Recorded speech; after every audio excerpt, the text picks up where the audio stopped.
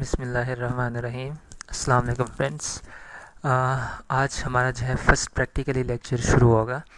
इसमें हमने जो है अपनी इन्वायरमेंट वगैरह क्रिएट करने और हमने देखना है कि हमने किस टूल्स में, किस सॉफ्टवेयर में, किस ऑपरेटिंग सिस्टम में काम करना है और क्या क्या चीज़ें डाउनलोड करनी है। प्लस हम अपना वर्चुअल इन्वायरमेंट क्रिएट करेंगे और उसमें कैली लिनक्स को डाउनलोड एंड इंस्टॉल करेंगे। तो अब सबसे पहली जो हमारे पास चीज़ है वो ये है कि हम कैली लिनक्स को क्यों यूज़ कर रहे हैं।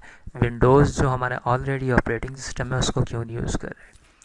तो उसको हम इसलिए यूज़ नहीं करेंगे कि विंडोज़ का जो सबसे बड़ा ड्रॉबैक है वो ये है कि हमारी जो विंडोज़ है वो ओपन सोर्स नहीं है।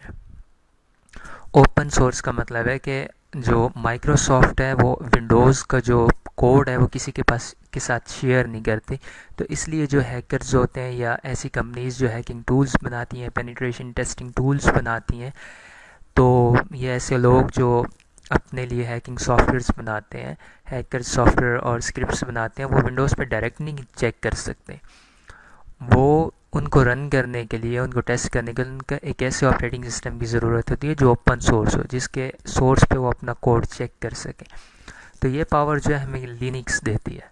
तो इसलिए जितने भी हैकिंग के सॉफ्टवेयर होते हैं वो लिनक्स पे चलते हैं, क्योंकि लिनक्स जो मोस्टली है वो आप टर्मिनल से यूज़ करते हैं, आप कमांड लाइन यूज़ करते हैं। जो कमांड लाइन होता है वो बहुत ज़्यादा पावरफुल होता है GUI की निस्बत।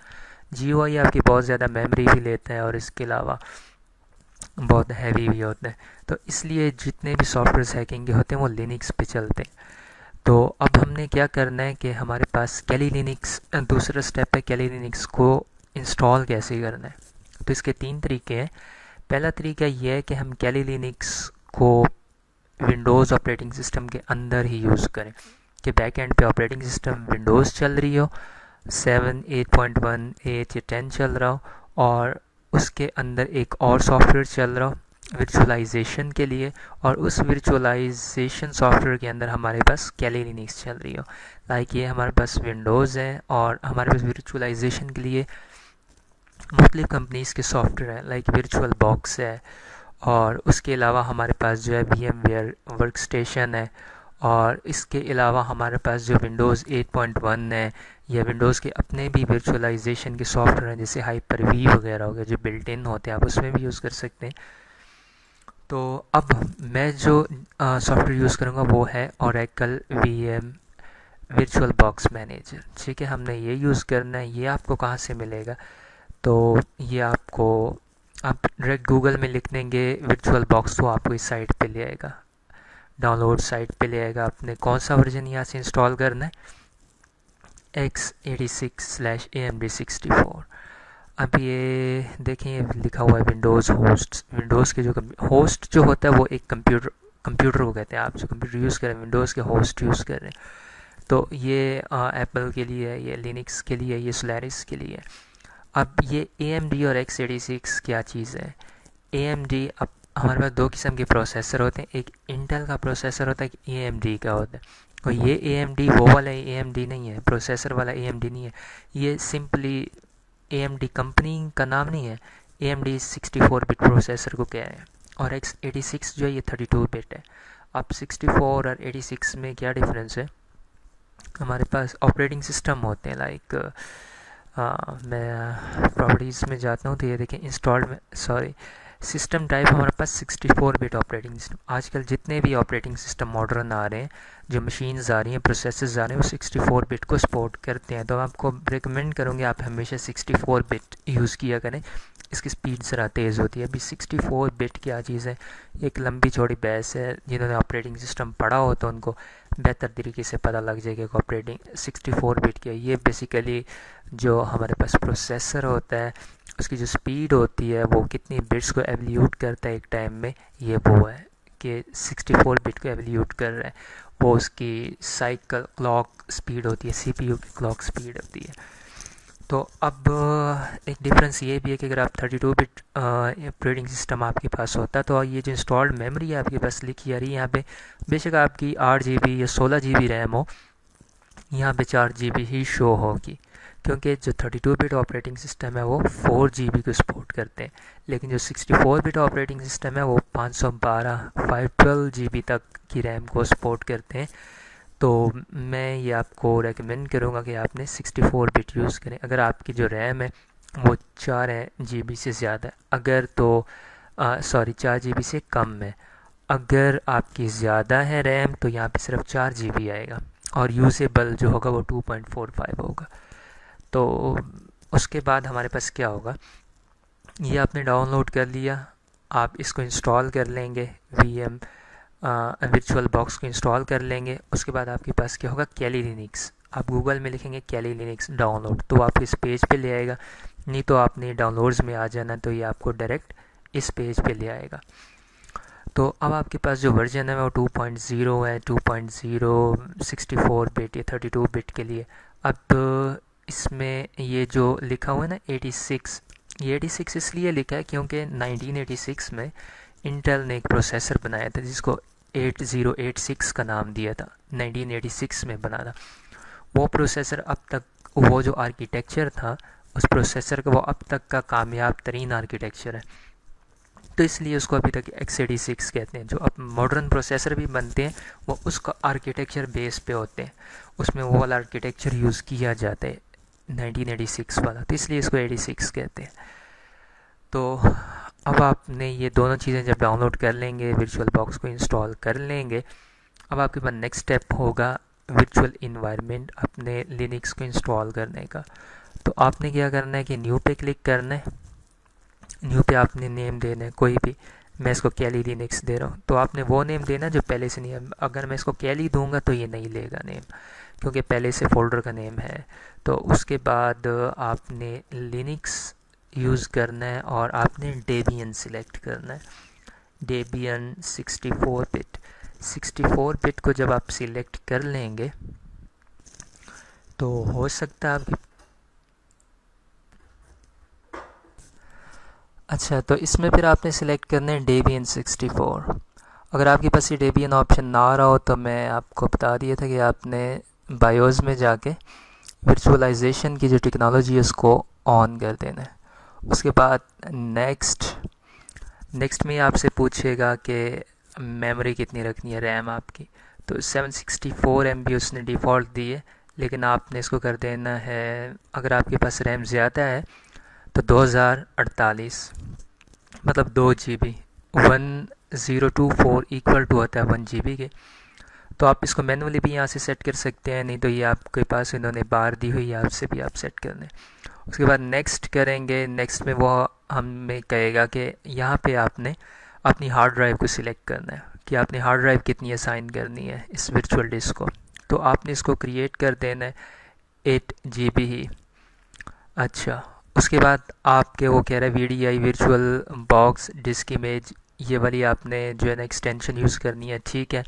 नेक्स्ट, उसके बाद डायनामिकली 2 ऑप्शन आ जाएंगे, dynamically allocated, fix size allocated.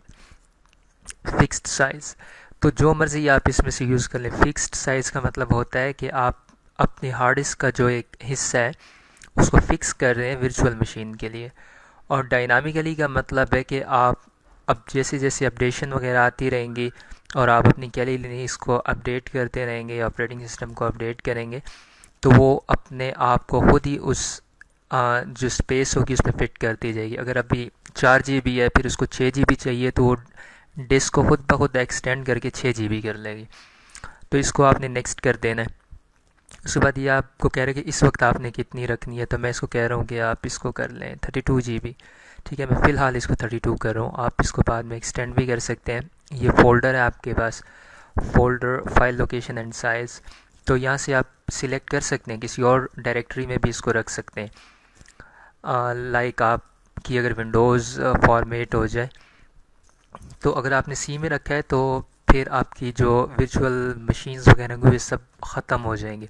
तो फ़िलहाल मैं इसको यहीं पर ही कह रहा हूँ, ठीक है, आप जो डिफ़ॉल्ट फ़ोल्डर बना रहे हैं उसी में रख लें, लेकिन आप इसको चेंज कर सकते हैं। उसके बाद आपने सिंपली क्रिएट पे क्लिक कर देना है, तो ये आपके पास वर्चुअल बॉक्स कॉन्फ़िगर हो गया। इसमें आखिरी चीज़ जो रह जाएगी वो ये होगी कि आपने जो इमेज डाउनलोड किया होगा कैली लिनक्स का, उसको आपने रन करवाना है। सेटिंग में जाएंगे, फ़िलहाल आप यहाँ पे बहुत सारी सेटिंग्स होंगी, लेकिन इसकी मैं एक अलहदा वीडियो बनाऊँगा कि ये तमाम सेटिंग्स किस लिए होती हैं। फ़िलहाल आपने सिर्फ स्टोरेज में जाना है और उसके बाद एम्प्टी पे क्लिक करना है। आपने उस लोकेशन पे चला जाना है जहाँ पे कैली लिनक्स का इमेज पड़ा हुआ है।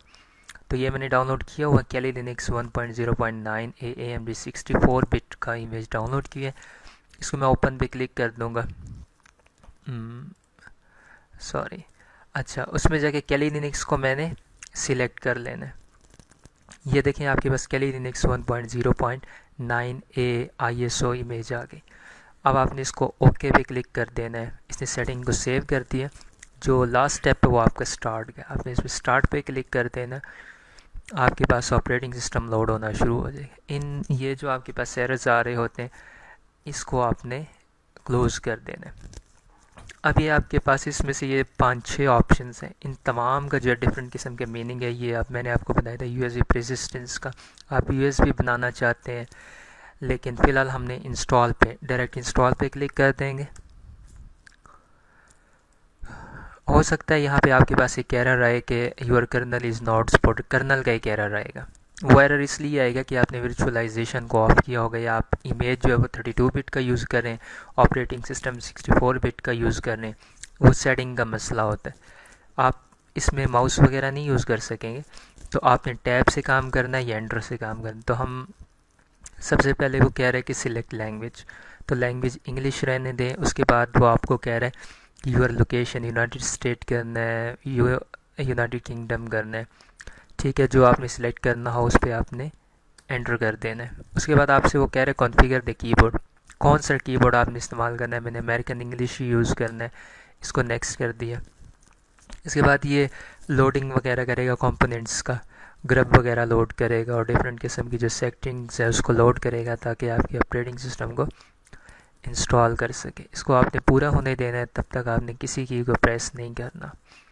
आगे माइनर सी सेटिंग्स होंगी वो हम करेंगे, और फिर आपकी जो इंस्टॉलेशन होगी वो स्टार्ट हो जाएगी।